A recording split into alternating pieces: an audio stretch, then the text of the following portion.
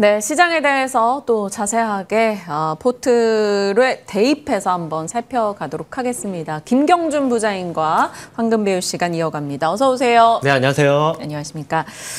여러 가지 이슈가 등장을 했고요. 포트도 각 분야별로 좀 영향을 받고 있을 겁니다. 시청자분들을 위한 황금 포트 비율 알려주세요. 네, 지금 여전히 코어 50. 그리고 중간에는 외국인 또는 기관의 리밸런싱. 그런데 이쪽이 반도체 쪽으로 왔거든요. 확실한 수급이. 지금 그 6월, 7월 해가지고 9조 정도 되는 자금이 시장에 들어왔는데 거기에서 5조 6천억이 이제 반도체 쪽으로 오면서 중간단 30%는 이제 그 반도체. 그리고 끝단은 늘 말씀드리는 기존 주도주, 방산이라든지 아니면 조선 쪽을 이제 20% 정도를 낙폭이 좀 올 때 ETF로 대응을 하든 핵심되는 종목. 탑픽들을 위주로 담자. 그런데 지금 많은 증권사들이 이제 이 이전의 증시 레벨을 상향을 많이 했죠.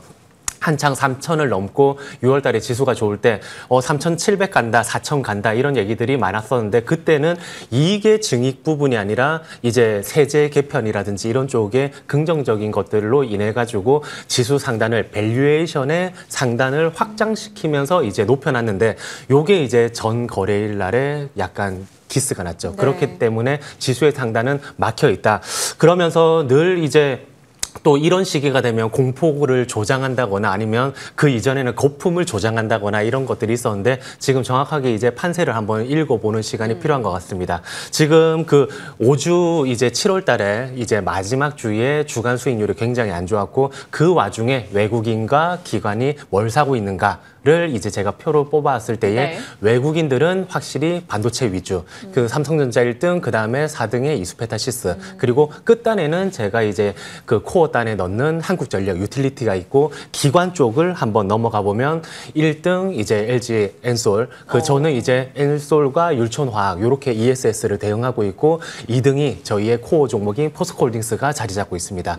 그래서 그 특정 섹터로 이제 반도체와 뭐 유틸리티라든지 아니면 그 조선 방산 이런 쪽이 특정 섹터로 이제 움직임이 보이고 있고 이렇게 됐을 경우에 왜 그런가 반도체를 왜 외국인이 9조 중에서 5조 6천억이나 샀을까로 놓고 봤을 때는 역시나 수출 데이터가 사상 최대 7월 달을 이제 돌파를 한 부분이 있었고 수출 데이터가 좋다는 거는 향후 실적에 기대감이 있다. 다른 애들은 작년 7월 달에 워낙 기저로 못했어가지고 YY로 증가된 모습이었었는데 반도체는 그런 거 없이 이제 뚫고 간다라는 부분이고 그러면 실적적인 부분을 체크했을 때 지수를 마냥 두려워해야 될까? 지수가 급락이 나올 때 앞으로 우리나라 망하니까 안 된다. 특히나 이 정권에서는 절대 안 된다고 하고 도망을 가야 될까라고 봤을 때의 그 실적표 한번 제가 준비한 거를 보시면 영업이익단이 지금 이제 그 올해 예상치가 205조로 해가지고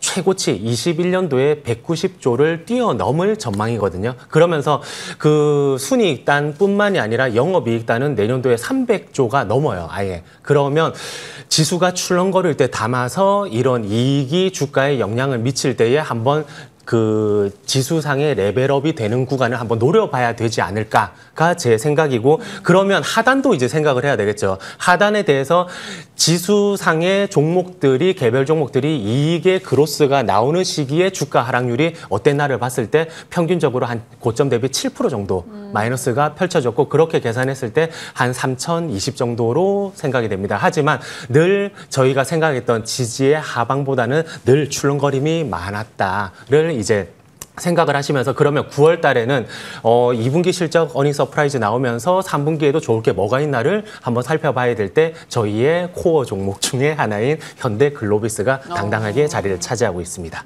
네. 네.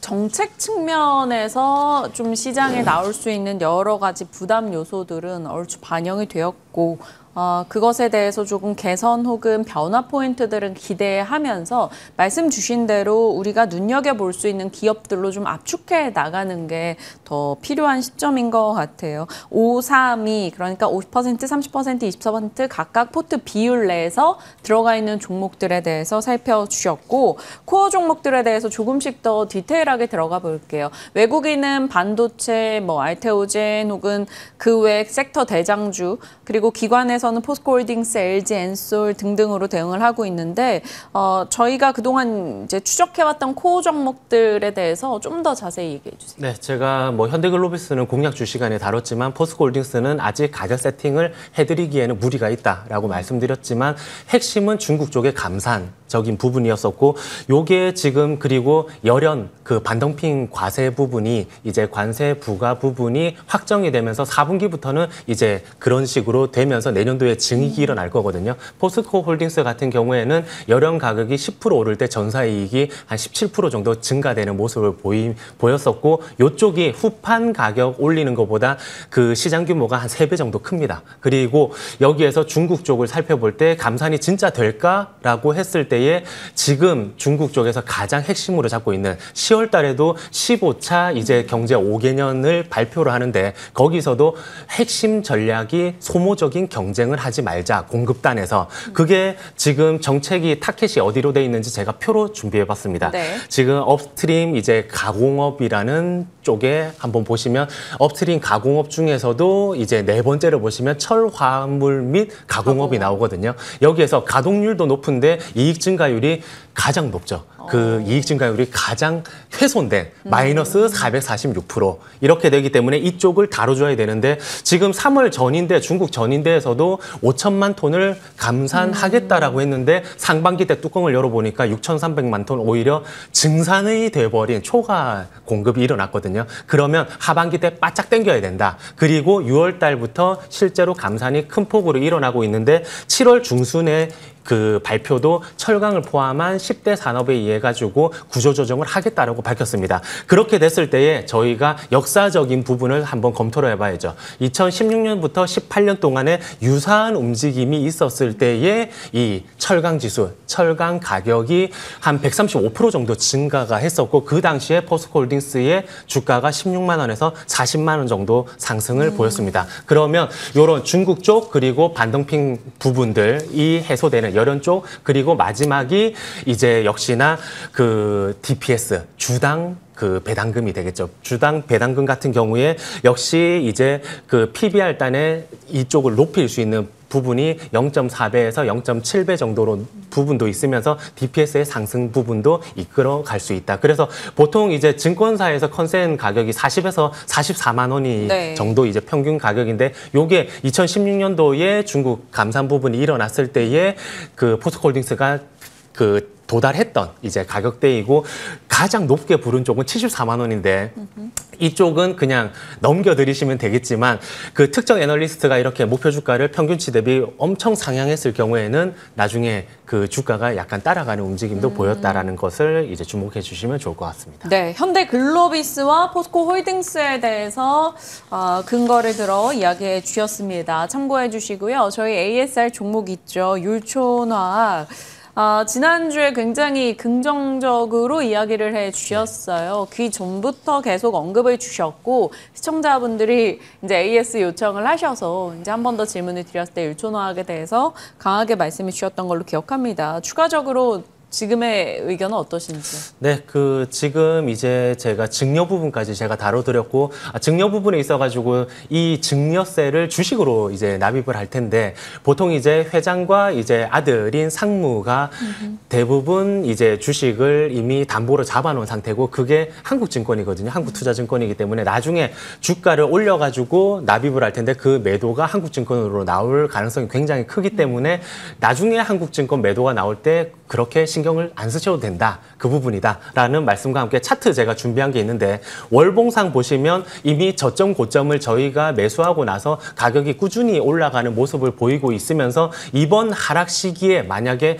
지난달에 월간 시가인 31,450원을 하향 이탈하지 않으면 굉장히 센 걸로 인식을 하시면서 그 일간 단위로 상승 거래량이 45만 주 이상 나올 때에 꼭 마지막 매수를 하시기 바랍니다. 지금 일봉을 제가 준비한 거를 보시면 이전 고점, 2월 달에 형성했던 이전 고점에서는 제가 동그라미 쳐놓은 파란색 하락 거래량이 많이 나왔거든요. 이전에는. 그런데 지금은 보시면 상승 거래가 압도적이고 그게 외국인 기관의 매집 형태로 나타나고 있기 때문에 그 이전 고점대에서 하락했을 때랑 지금의 모습은 질적으로 다르다. 그렇기 때문에 이 부분을 참고해 주시면서 시장이 이제 하락이 올 때 저희가 검토해 봐야 될 게 세 가지 정도가 있거든요. 네. 그 일단 하락이 됐을 때는 생각했던 이성적인 지지 라인보다 조금 더 빠질 수가 있다. 뭐 오를 때도 이제 과열을 의해 가지고 어쩔 수 없지만 하락도 그런 폭이 있기 때문에 너무 이 지지를 깨지면 바로 팔아야지 전량 현금화해야지는 약간 더 오히려 위험할 수가 있고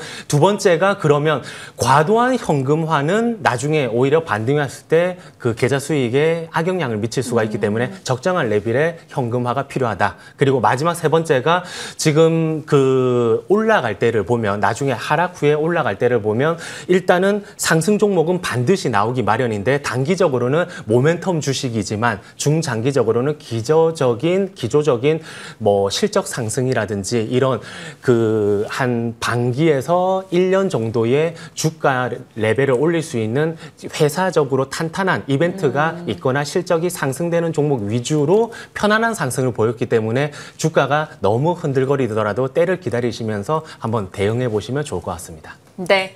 율촌화학에 대해서 또 명확하게 AS 계속해서 더해주고 계시니까요. 보유하고 계신 분들 참고해 주시길 바랍니다.